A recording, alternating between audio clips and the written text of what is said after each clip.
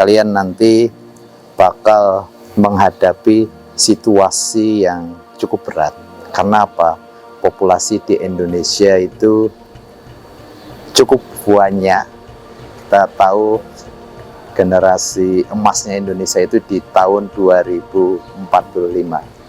Bekali diri kalian dengan hal-hal yang positif, yang baik, yang akhirnya bisa menjadi amunisi kalian di kemudian hari.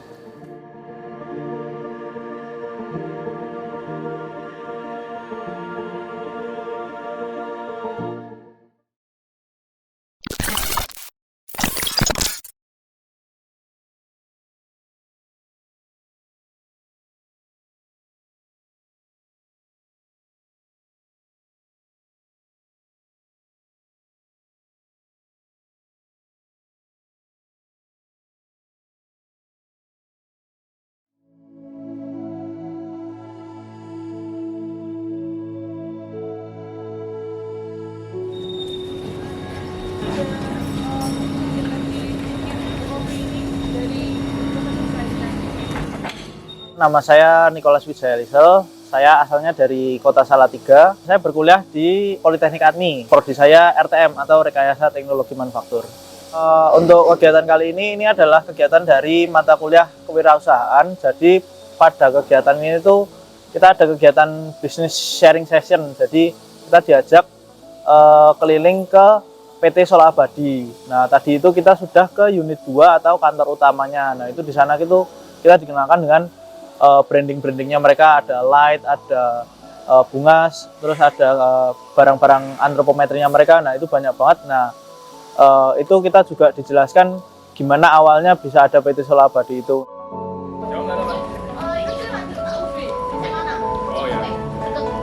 Langsung ya,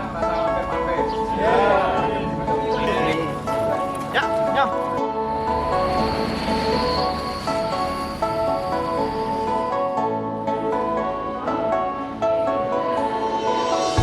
Saat ini Solar Abadi dikenal luas sebagai perusahaan penghasil antropometri terbaik di dunia. Jadi perjalanannya, apakah kita langsung bermain di antropometri ataupun alat kesehatan? Tentunya tidak, karena proses ini sudah berjalan selama 18 tahun, yang mana awal-awalnya kita bermain seperti bengkel-bengkel pada umumnya, yaitu jasa untuk permesinan, dan kita mulai akhirnya membuat suatu produk yang fokus kepada perusahaan rokok, yaitu mesin-mesin rokok ataupun di sigaret manufaktur. Baru di 3 tahun terakhir ini fokus kami adalah pembuat alat-alat kesehatan, yaitu antropometri.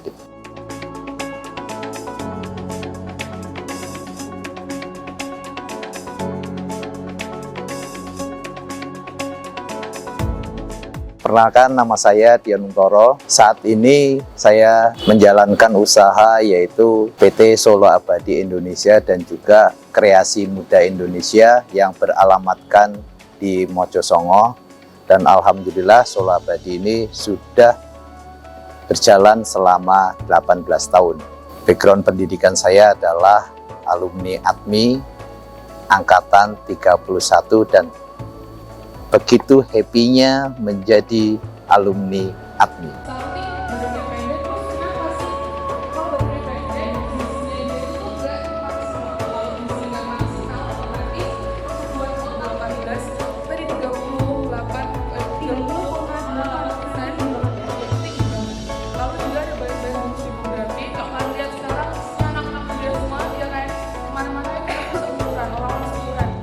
Halo, nama saya Safroni Indra Saputra.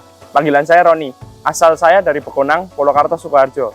Saya kuliah di Politeknik ATMI Surakarta, jurusan Rekayasa Teknologi Manufaktur.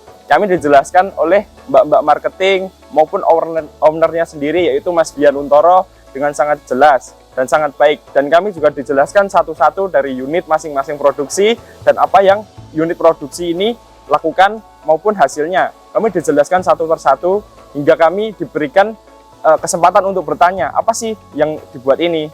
Bagaimana cara membuatnya? Bagaimana cara mengedarkannya ke luar negeri ataupun kepada pemerintah dan lain-lain. Yang benar-benar F&B itu minggu lalu. Minggu ini tuh industri manufaktur yang menurut saya nggak terlalu manufaktur, nggak terlalu yang menerima pun kan cantik-cantik ya. Saya cuma ingin teman-teman punya kesadaran yang baru, awareness baru terkait usaha atau usaha.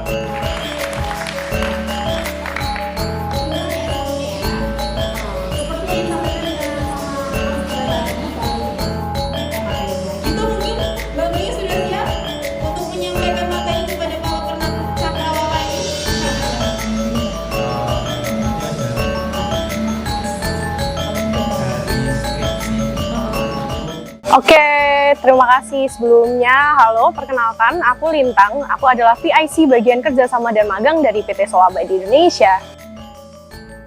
Oke, jadi kalau untuk tips berwirausaha yang baik ya, kalau dari aku dan tentunya dari Solo Abadi, yang pertama memang kita harus nyari solusi dulu nih teman-teman yang pengen usaha ya. Jadi nyari solusi dari permasalahan yang ada di sekitar kita gitu.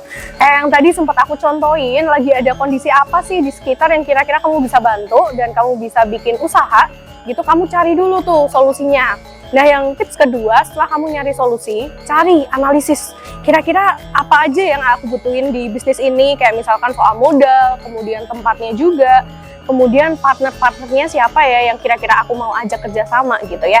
Dan yang ketiga, jangan lupa untuk evaluasi bisnis kamu. Jadi kalau misalkan kamu sudah melakukan pencarian solusi masalah, analisis, kemudian action, jangan lupa untuk action.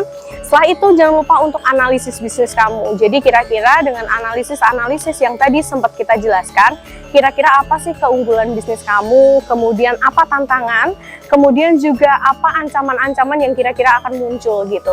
Nah, untuk teman-teman, sekarang udah banyak banget ya generasi Z maupun milenial, kalau kalian pengen memulai bisnis, sekarang caranya lumayan mudah gitu ya. Semua hal bisa dijadikan bisnis karena semua juga udah digitalisasi ya. Jadi untuk teman-teman yang penting mulai dulu aja. Kemudian jangan lupa cari solusi. Bisnis tuh nggak selalu kamu harus bikin yang gede banget, nggak perlu kayak gitu. Tapi untuk tahapan kamu sekarang, anak muda sekarang, bikin aja dari yang kecil dulu. Mungkin itu tips dari aku sih, Mas. Oke.